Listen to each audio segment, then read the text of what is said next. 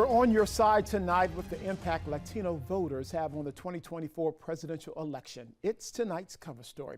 In 1990, the U.S. Census found there were 77,000 people with Hispanic heritage in North Carolina.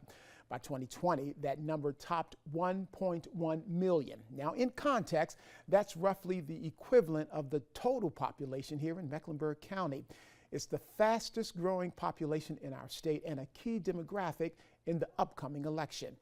As of late July, just over 36% of Latinos were registered as Democrats, just under 16% as Republicans, and just over 46% as unaffiliated.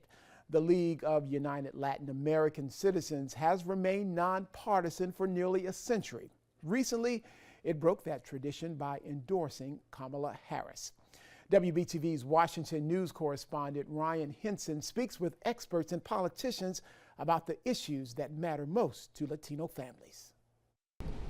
This November, an estimated 36 million Latino voters will head to the ballot box, according to Pew Research.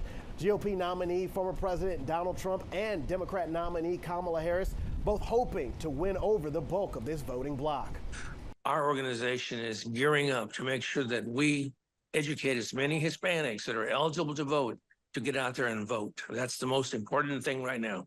The League of United Latin American Citizens, or LULAC for short, works to educate and engage Latino voters. For nearly a century, this organization has remained nonpartisan. But this year, for the first time ever, they've endorsed a candidate, Kamala Harris. The group says the economy, education, and healthcare are top issues for families. You know that some of them don't have health insurance. We want to see how that's going to be handled. Voto Latino, a historically Democrat-supporting organization, says they represent the voices of many Latinos, saying former President Donald Trump isn't the leader Hispanic voters need. The Republican platform, especially the 2025 project, is an anti-immigrant, anti-Latino, anti-workers project. Voto Latino says since Kamala Harris became the Democratic nominee, there has been a 200% plus jump in enthusiasm. In that she is connecting, especially with young voters.